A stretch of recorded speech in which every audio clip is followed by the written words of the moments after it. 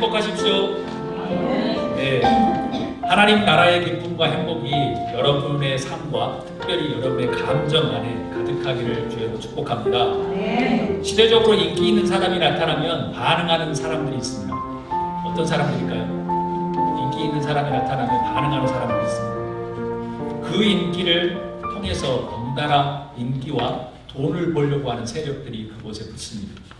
새롭게 인기를 가진 사람이 생기면 정치계가 발빠르게 움직입니다. 그 사람들과 친하게 지내고 또 정치의 선거에 이기기 위해서 무엇인가 친하게 지내려고 작전을 세우죠. 당연히 대중매체에서도 인기를 이용해서 더 큰 스타를 만들고 그러다 보면 경제적인 이익을 얻기 위해서 인기 있는 사람들과 친하게 지내려고 합니다. 현 시대 많은 사람들은 인기에 목말라 하고 있습니다. 불행히도 교회도 너무 인기에 목말라 하고 있어서 좀 마음이 씁쓸합니다만 인기가 없어지면 불안해하고 인기가 곧 성공이냐 그것이 축복으로 믿고 사는 세상에서 우리는 살고 있습니다. 인기의 흑과 백을 이미 알고 있음에도 불구하고 인기를 얻으면 곧 옳은 길을 가고 있는 양 착각하는 세상에서 우리는 살고 있죠. 여러분, 특별히 신앙을 소유한 신앙을 믿고 있는 우리들은 아주 매우 신중해야 하는 부분이기도 합니다. 여러분, 메시아로 오신 예수님은 어떤 사람을 좋아하실까요? 메시아로 오신 예수님은 어떤 사람을 좋아할까요? 네. 여러분 모두 대답이 다 맞습니다.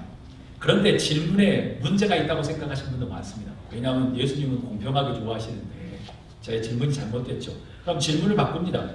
예수님은 어떤 사람들에게 마음이 짠하게 여기실까요?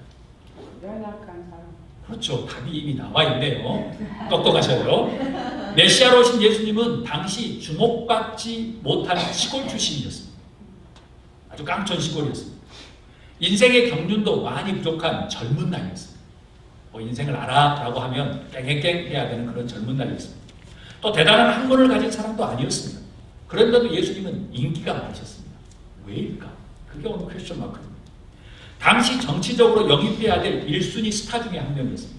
그래서 정치가들, 그 사람들 많은 종교계 리더자들, 바리새인과 사두개인과 서기관들이 예수님을 자기 편으로 영입하기 위해서 아주 물밀 작전을 많이 펼쳤습니다. 당시 대중매체에서 영입하면 몸값을 크게 불리고 인기를 얻을 수 있는 조건의 1순위가 예수님이었습니다. 그런 것을 알고 계셨을까요? 하나님은 메시아를 보내신 예수님을 사역하시기 전에 무엇인가 준비를 시키셨습니다. 어떤 준비를 시키셨을까요? 정결한 모습이 되기 위해서 40일 금식 기도를 시키셨습니다. 여기서 중요한 것은 이것입니다. 우리는 교회는 항상 문제 있는 사람들이 모여 천만의 말씀입니다. 하나님은 정결한 모습으로 보내십니다. 그럼 우리는 죄인인데 어떻게 정결될까? 간단합니다. 금식하며 회개해서 정결하게 되는 겁니다. 그러니까 지금 있는 모습이지만 정결한 모습을 하나님은 원하십니다. 예수님도 모범을 보이기 위해서 광야에서 40일 금식 기도를 하셨습니다. 이렇게 정결하게 준비된 예수님을 하나님은 한 번 더 정결하기 위해서 그 다음 과정을 하나 주셨습니다. 그게 뭘까요? 사탄의 시험입니다. 그러니까 여러분 앞에 시험이 있다고 하면 이거는 내가 정결케 대한 하나님의 은혜이지 남이 잘못해서 내가 시험이 된 게 아닙니다. 하나님이 무엇인가 더 보이시려고 합니다. 예수님도 시험을 당하셨는데 나라고 시험을 안 당하겠어요? 저의 언어로 바꾸면 이겁니다. 예수 젊은 청년 정치계 인문에 라는 시험입니다. 꼬드기면서 말합니다. 스포츠계에서 돈을 많이 줄 거니까 우리 구단으로 와 라고 지금 작전을 펼치고 있습니다. 사탄. TV 신문지상에서 이렇게 이야기합니다. 예수 당신 우리가 유명하게 만들어줄 거야. 우리한테 와. 부자로 만들어줄게 라고 유혹하는 거예요. 사탄은 돈과 인기와 권력을 주겠다고 하는 그 예수님을 설득하고 있는 겁니다. 그런데 예수님은 무엇이라고 말씀하셨습니까? 무엇이라고 말씀하셨죠? 이렇게 세 마디로 사탄에게 제시하는 돈과 인기와 권력의 유혹을 물리치십니다. 사람이 빵으로만 살 것이 아니라 하나님의 입에서 나오는 모든 말씀으로 살 것이다 라고 물리치셨습니다. 두 번째, 주 너의 하나님을 시험하지 말아라 라고 말씀하셨습니다. 세 번째, 주 너의 하나님께 경배하고 그분만을 섬기라 라고 말씀하셨습니다. 여러분 기억하십시오. 예수님을 따르는 제자들은 이 세 말씀을 기억하고 사용해요. 우리가 시험을 이기기 위해서입니다. 그런데 그렇지만 그 시험은 우리를 좌절시키는 것이 아니라 정결한 모습으로 하나님과 더 가까이 가고 하나님의 일을 하기 위한 기초 단계입니다. 시험을 잘 이기는 여러분이 될 수 있기를 주님으로 축복합니다. 그런데 저의 의문점은 이겁니다. 왜 예수님은 거절했을까요? 절호의 기회에 아니었을까요? 우리가 그것을 원하잖아요. 더 쉽게, 더 빠르게, 더 확실하게, 더 능력 있게 하나님의 사역을 성공할 수 있는데, 그런데도 말이죠. 그런데 왜 예수님은 거절했을까요? 정답은 매우 간단합니다. 제가 지난주에 말씀드렸듯이 예수님은 메시아이기 때문에 그렇습니다. 예수님은 메시아이기 때문에 그렇습니다. 모름지기 메시아란 이 세상을 구원해야 할 하나님의 메신저이며, 제가 지난주에 말씀드렸습니다. right time, appointed time, 정한 시간에 아주 정확한 때에 오는 마지막 수단입니다. 그래서 세상과 야합하면 안 되는 겁니다. 그래서 예수님은 거절하시는 겁니다. 세상이 만들어놓은 방법으로는 우리를 구원할 수 없기 때문에 그렇습니다.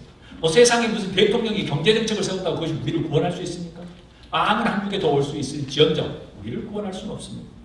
그럼 오늘 메시지의 제목을 주목하셔야 합니다. 메시지 주목을 한번 제가 읽습니다. 왜 예수님은 약한 자로 오셨을까? 다 함께 읽겠습니다. 왜 예수님은 약한 자로 오셨을까? 라는 게 오늘 설교의 제목입니다. 대답을 찾기 위해서는 메시아를 보내신 하나님의 목적을 알아야 합니다. 다 함께 이사야서 61장 1절로 2절을 다 한 목소리로 읽습니다. 주님께서 나에게 기름을 부으시니 주 하나님의 영이 나에게 임하셨다. 주님께서 나를 보내셔서 가난한 사람들에게 기쁜 소식을 전하고 상한 마음을 싸매어주고 포로에게 자유를 선포하고 갇힌 사람에게 석방을 선언하고 주님의 은혜의 해와 우리 하나님의 보복의 날을 선언하고 모든 슬퍼하는 사람들을 위로하게 하셨다. 아멘. 이게 메시아가 올 것이라는 예언입니다. 그것도 예수님이 오시기 전에 700~800년 전에 있었던 예언입니다. 그러면 오늘 제목이 왜 예수님은 약한 자로 오셨을까? 우리 다 함께 한번 따라합니다. 메시아는 약한 자들을 대변하시기 위해서 오셨다. 그러니까 메시아는 약한 자들을 대변하기 위해 오셨습니다. 약한 자들은 어떤 사람입니까? 이사야서의 표현으로 말하면 가난한 사람입니다. 가난한 사람을 다른 성서는 이렇게 표현합니다. 겸손한 사람이다. 심령이 겸손한 사람. 상한 마음의 사람, 포로된 사람, 갇힌 사람. 70인용으로는 갇힌 사람을 눈먼 사람이라고 표현했습니다. 영적으로 갇혀있는 사람. 슬퍼하는 사람이라고 이야기합니다. 즉 무엇인가 풍족한 삶을 살지 못해서 남에게 당하고만 사는 사람, 가난한 사람, 힘없는 사람, 당해주는 자, 권력 없는 자, 억눌린 자를 위해서 예수님은 오셨다는 거예요. 메시아는 그들을 대변하기 위해서 오셨다는 겁니다.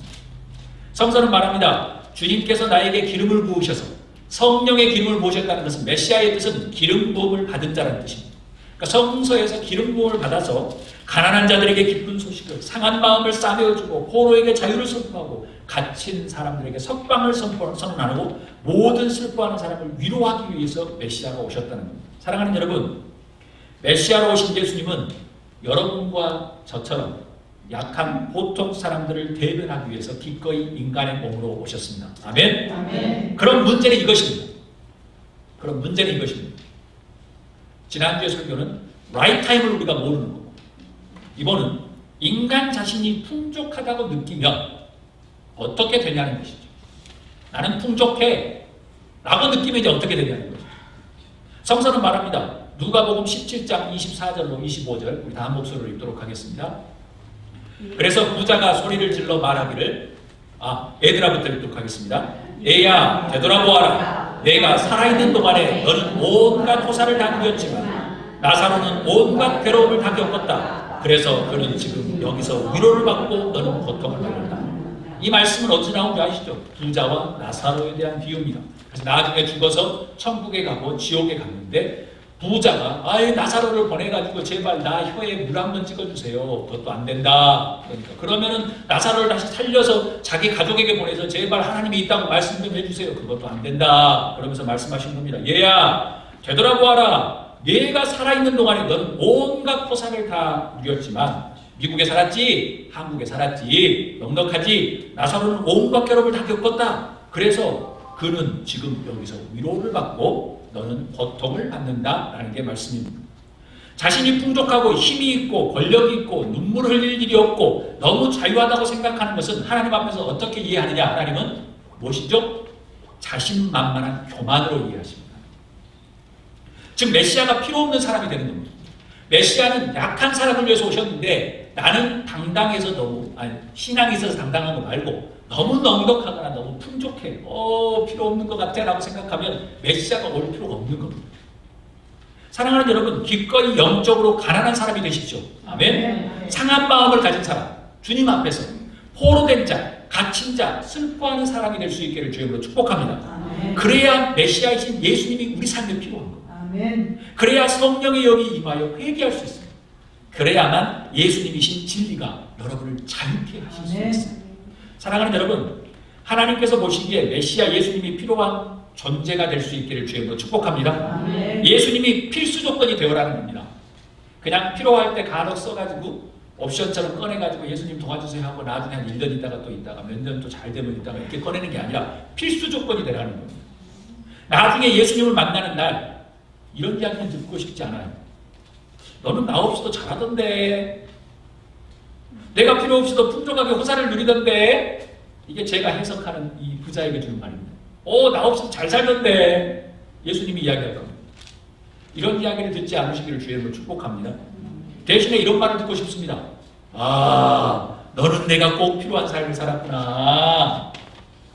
너는 내가 없으면 힘들었던 약한 자로 살았구나. 이런 칭찬을 받는 여러분이 될 수 있기를 주님으로 축복합니다. 아멘. 다시 한번 이사야 61장 1절로 2절 말씀을 읽도록 하겠습니다. 주님께서 나에게 기름을 부으시니 주 하나님의 영이 나에게 임하셨다. 주님께서 나를 보내셔서 가난한 사람들에게 기쁜 소식을 전하고 상한 마음을 싸매주고 포로에게 자유를 선포하고 갇힌 사람에게 선방을 선언하고 주님의 은혜의 해와 우리 하나님의 보복의 날을 선언하고 모든 슬퍼하는 사람을 위로하게 하셨다. 아멘. 예수님께서 자신이 자란 나사렛에서 말씀을 증거하실 때 회당에 가서 말씀을 가르치셨습니다.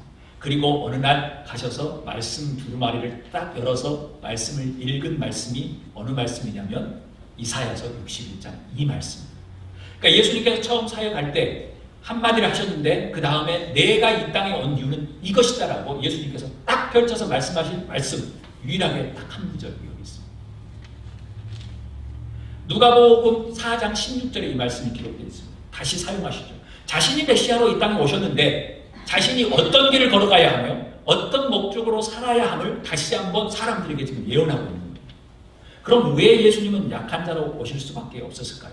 그럼 다 함께 따라합니다. 메시아는 평화와 기쁨을 주시려고 오셨다. 평화와 기쁨을 주시려고 오셨다. 제가 그래서 여러분에게 행복하시라는 거예요.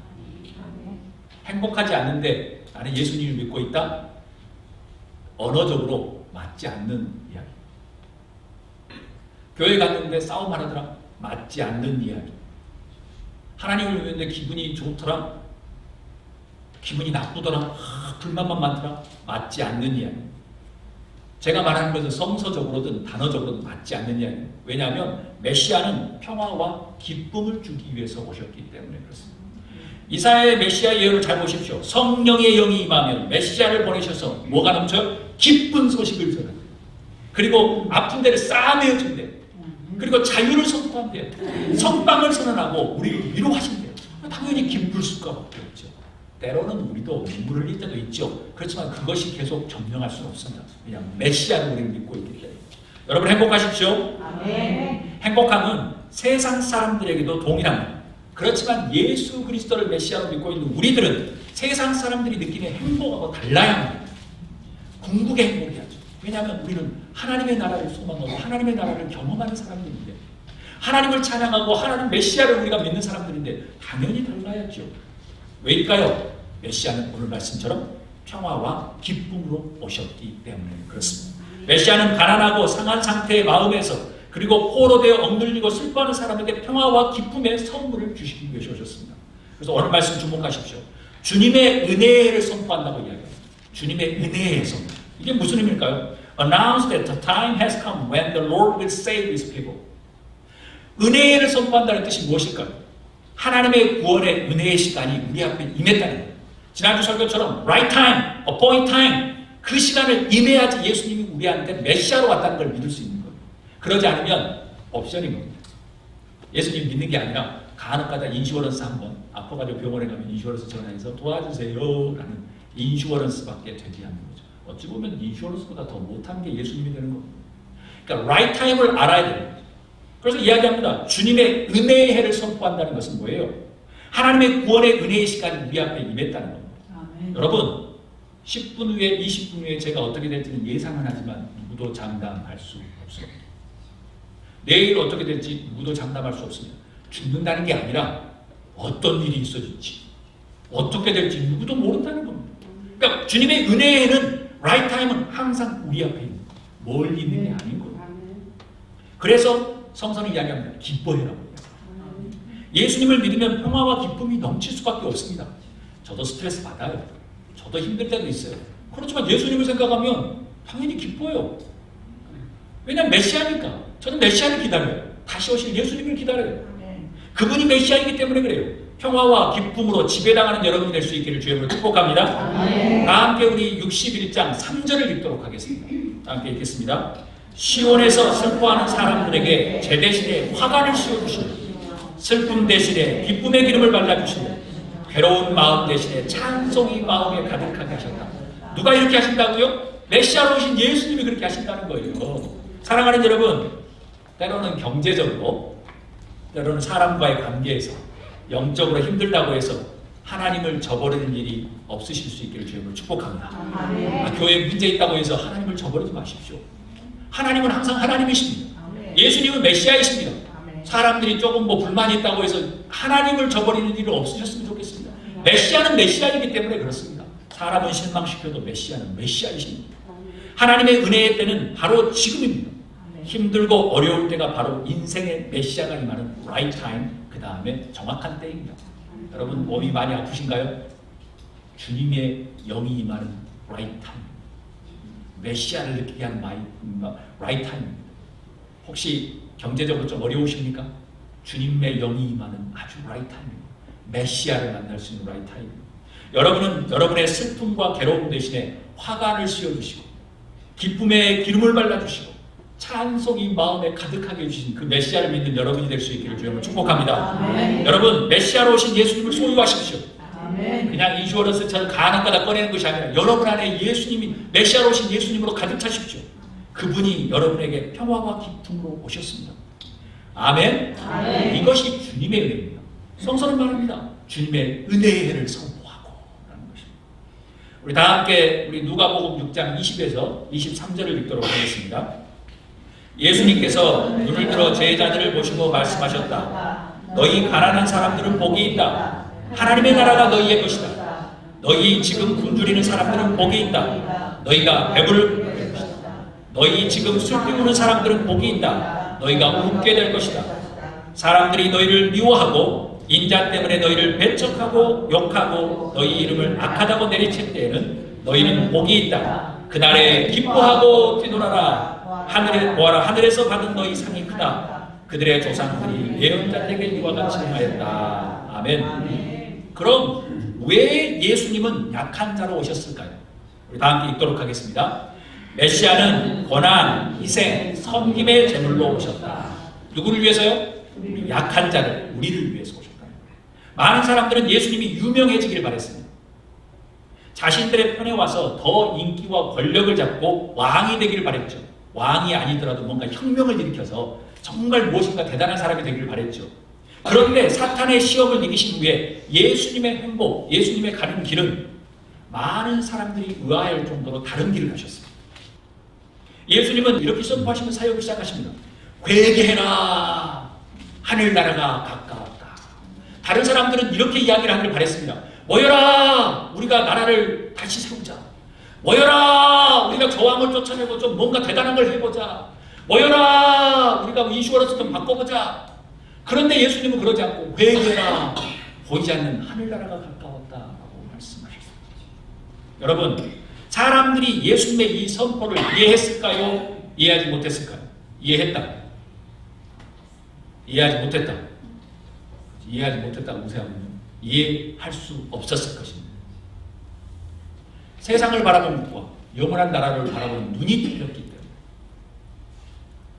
그러시니 예수님은 온 갈릴리를 다니셔서 회당에서 가르치시고 하늘나라의 복음을 선포하시며 백성 가운데 모든 질병과 아픔을 고쳐주셨다고 마태복음 4장에 이야기합니다. 스타가 되어야 할 분이 엉뚱한 방향으로 가고 있을 때 드디어 5장에서는 처음 설교를 하시는데 어떤 말씀이냐? 오늘의 말씀입니다. 너희 가난한 사람은 복이 있다. 하나님의 나라가 너희 것이다. 너희 지금 굶주리는 사람들은 복이 있다. 너희가 배부를 것이다. 너희 지금 슬피 우는 사람들은 복이 있다. 너희가 웃게 될 것이다. 사람들은 너희를 미워하고 인자 때문에 너희를 배척하고 욕하고 너희의 이름을 악하다고 내리칠 때 너희는 복이 있다. 그 다음에 뭐라고 말씀하시죠? 그날에 기뻐하고 뛰어놀아라 말씀하십니다. 왜 이런 말씀을 하셨을까요? 왜요? 이유는 예수님은 메시아로서 이 세상에 오셨기 때문에 그렇습니다. 메시아가 아니시면 이런 말을 할 필요가 없는 겁니다. 예수님은 약한 자를 구원하기 위해서 오셨기 때문입니다. 그래서 고난받아야 했습니다. 그래서 예수님은 희생당해야 했습니다. 그래서 예수님은 섬김의 제물이 되어야 했습니다. 이것이 메시아가 가야 한 길이고 메시아께서 우리를 향해서 주신 희생과 고난과 그 다음에 섬김의 제물로 우리를 구원하기 위해서 오신 것입니다. 어느 날 야고보와 요한이 형제지요. 예수님 앞에서 와서 이렇게 질문합니다.